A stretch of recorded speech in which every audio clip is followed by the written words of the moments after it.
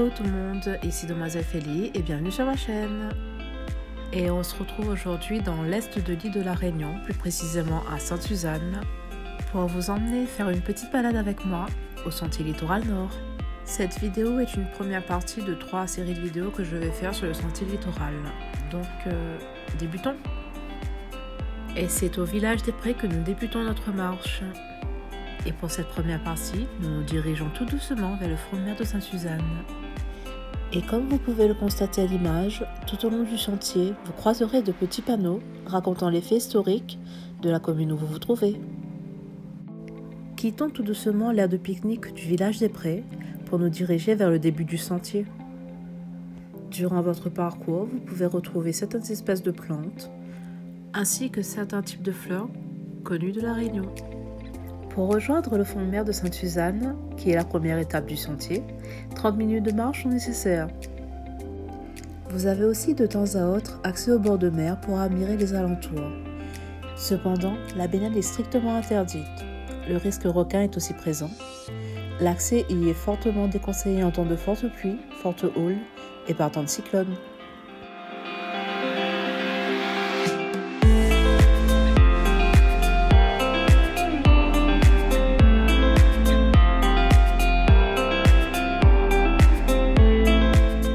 Reprenons notre petit bout de chemin. Au cours de votre route, il est fort possible que vous croisiez des petits aires de repos, de quoi prendre le temps de faire une pause ainsi que vous restaurer.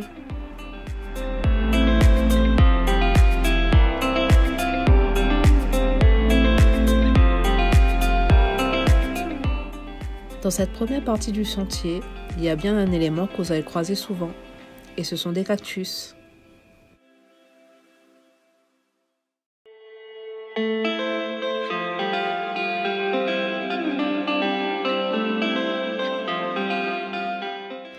Et nous voici devant un second écriteau qui nous parle de Edmond Albius. N'hésitez pas à mettre sur pause si vous souhaitez lire le petit écriteau.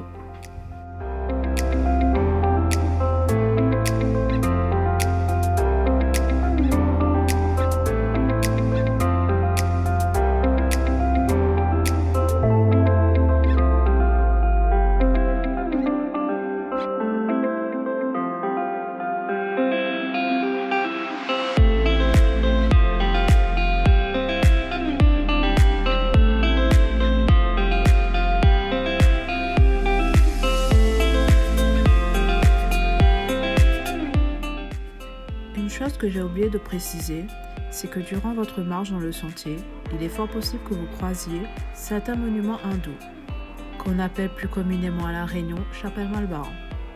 Et vu qu'il s'agit de monuments sacrés, le respect doit être de mise, comme par exemple ne pas rentrer dans les monuments sans autorisation, ainsi que de prendre des photos sans autorisation.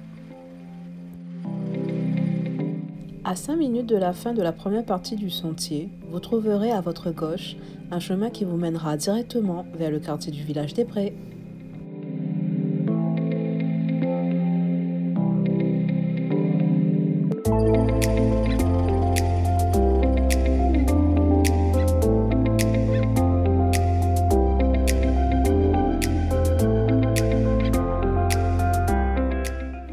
Et c'est ainsi que nous arrivons bientôt au front de mer de Sainte-Suzanne.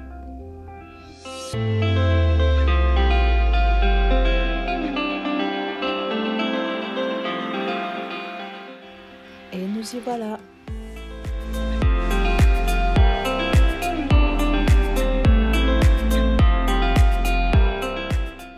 Après 5 petites minutes de marche, nous nous retrouvons ainsi devant l'ancienne gare de Sainte-Suzanne.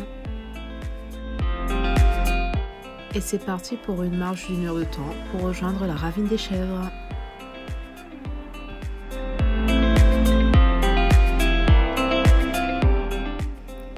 Après avoir allongé la route du front de mer pendant une dizaine de minutes, vous vous retrouverez à l'entrée d'un tunnel, entrée qui se situe juste en dessous du phare de Bel-Air. De là, vous pouvez apercevoir l'entièreté du plan du sentier littoral nord.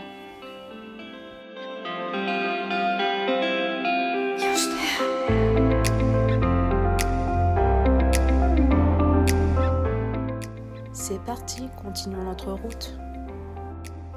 Au bout de ce petit tunnel, un joli panorama s'offre à vous. C'est d'ailleurs à cet endroit que plusieurs personnes viennent prendre des photos.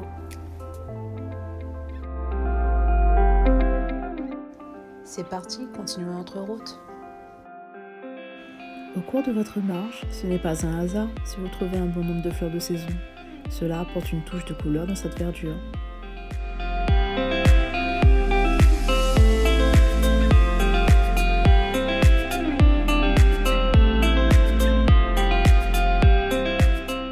À certains endroits du sentier, il sera possible pour vous de rejoindre la route principale. Ici, nous nous trouvons actuellement à proximité du collège Hippolyte Fouque à Sainte-Suzanne.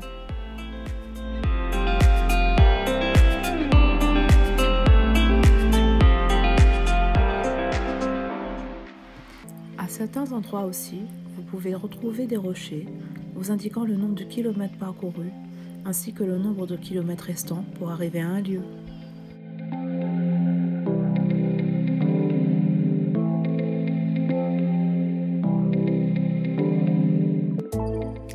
Et nous voici en parallèle avec la 4 voies de Sainte-Suzanne, où vous trouvez initialement des champs de canne.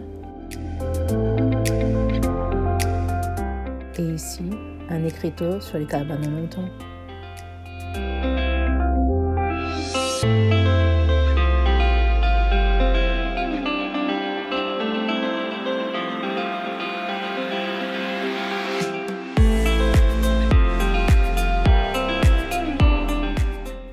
Entre ces palmiers et ces champs de canne, vous pouvez apercevoir à votre gauche une magnifique vue sur les hauts de la Réunion. Et avec un peu de chance, si le temps est bien ensoleillé, vous pouvez apercevoir au loin le Piton des Neiges.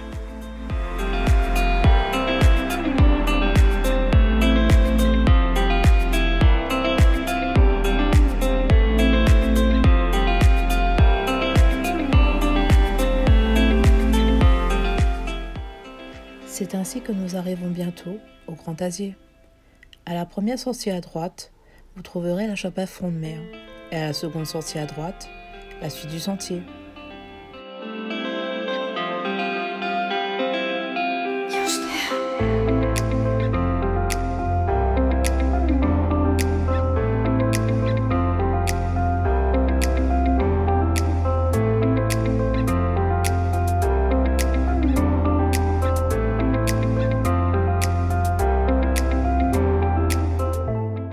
À chaque partie du sentier, son ambiance. Chaque partie de ce sentier offre un cadre unique à ceux et celles qui souhaitent le découvrir.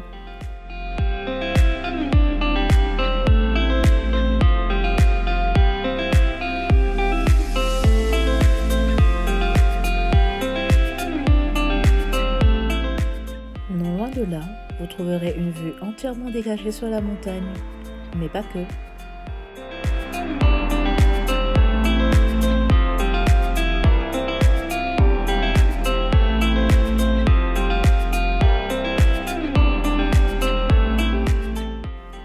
Une magnifique vue sur la mer vous y attend également.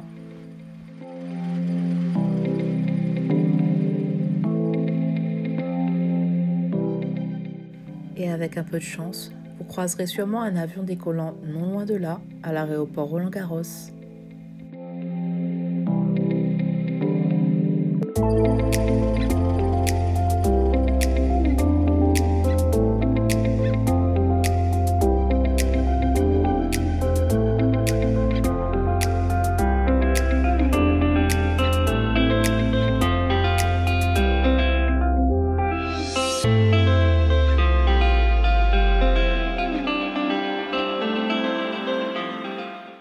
Et voici de nouveau un panneau historique représentant l'histoire des Robinsons de l'Assomption. Reprenons notre route maintenant. Plus loin dans le sentier, vous trouverez un arche appartenant aux vestiges de l'ancien chemin de fer.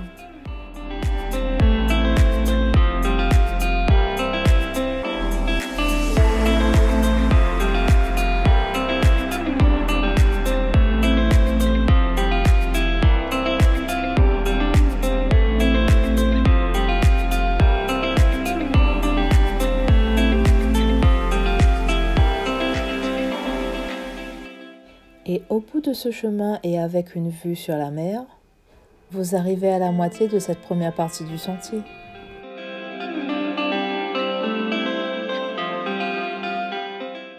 Avec à son embouchure soit un chemin pour aller vers Sainte-Suzanne ou soit un autre pour aller vers Saint-Denis, ou plutôt Sainte-Marie pour l'instant.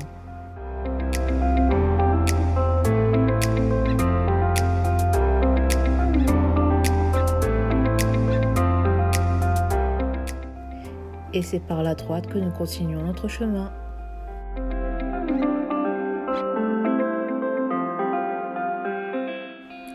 Et nous voici arrivés à la ravine des Chèvres, lieu qui possède évidemment un point d'eau pour se rafraîchir.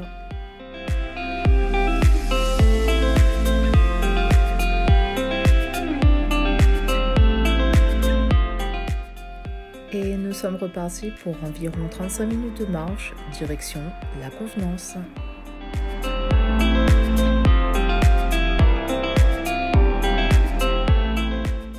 Avec une dernière vue sur la mer avant de croiser que de la verdure pendant les prochaines minutes.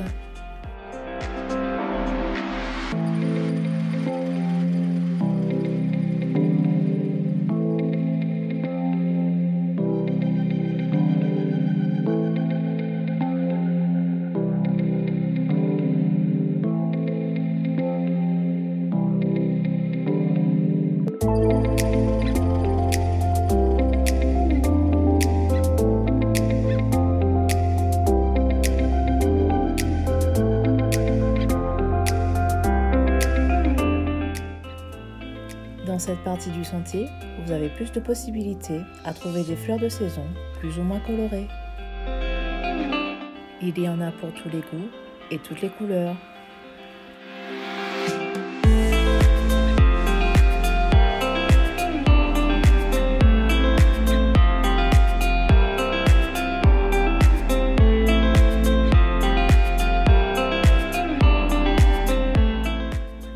Après quelques minutes passées dans la verdure, nous voici enfin arrivés à la Convenance.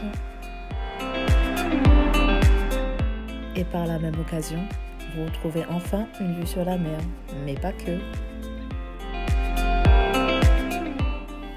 Dans votre dos se situent des toilettes qui sont mises à votre disposition. Et vous pouvez retrouver plus loin un terrain de foot.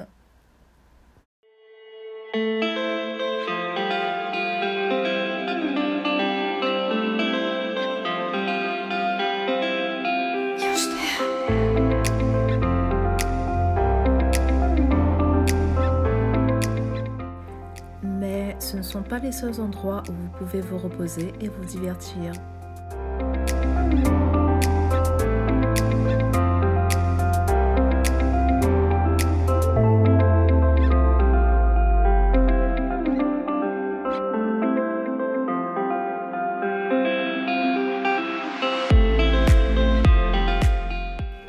Vous retrouverez non loin de là et avec une vue sur mer, une aire de pique-nique munie de ses tables et de ses bancs.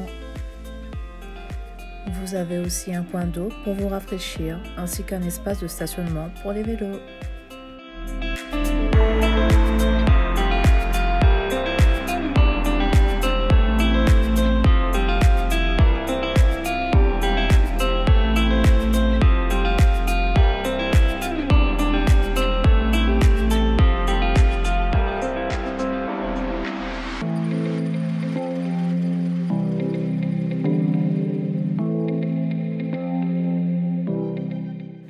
Après ce petit passage par cette aire de pique-nique, nous reprenons la route, direction le front de mer de Sainte-Marie, pour une durée de 55 minutes environ. Et mers et verdures seront encore au rendez-vous.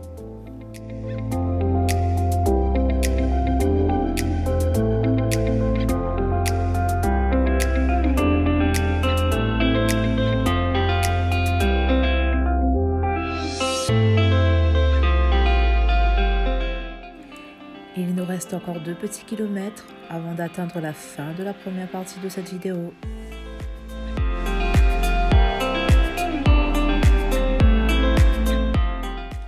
À un moment donné, vous passerez à proximité d'un autre temple tamoul.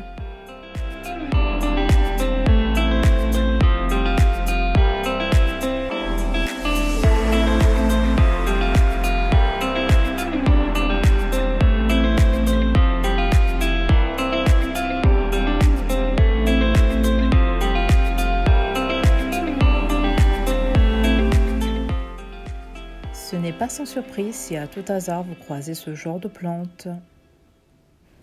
Mais juste un conseil, évitez d'y toucher, car ici on les qualifie de poils à gratter.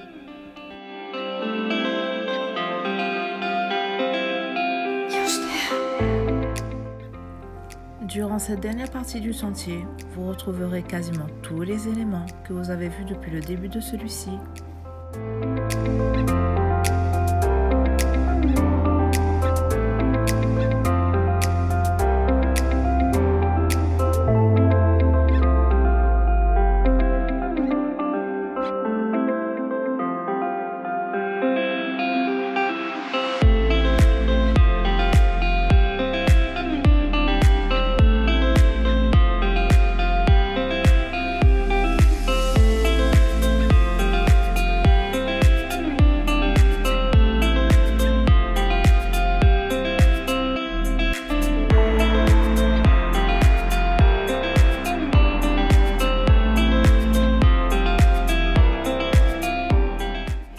Avant d'arriver à la sortie de ce premier sentier, vous croiserez encore une fois à votre droite un temple tamoul.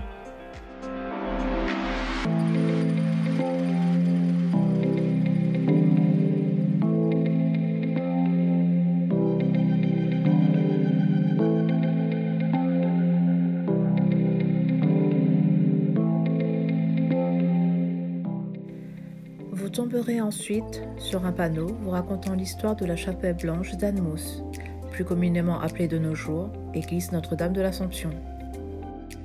À cette sortie-ci, vous trouverez à votre gauche un chemin menant au quartier de la Réserve et à votre droite le front de mer de Sainte-Marie, où vous retrouverez la civilisation. En continuant votre chemin, vous trouverez en contrebas un autre aire de pique-nique, avec vue sur mer.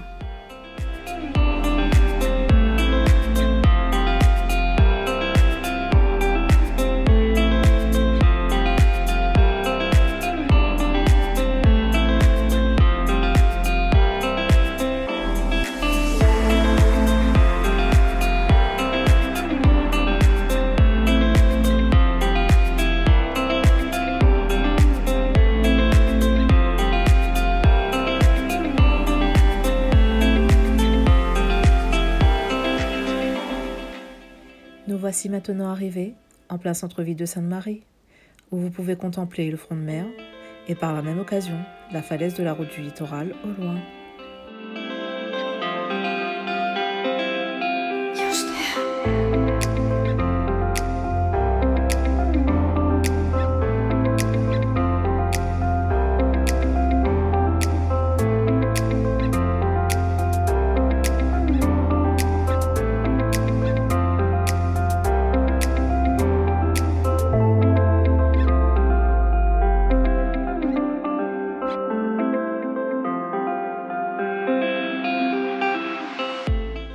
Et c'est ainsi que se termine cette vidéo de la première partie du Sentier Littoral Nord.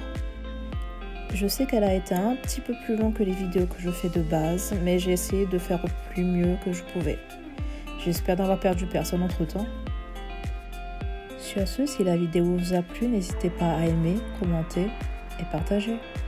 N'hésitez pas aussi à vous abonner. À bientôt!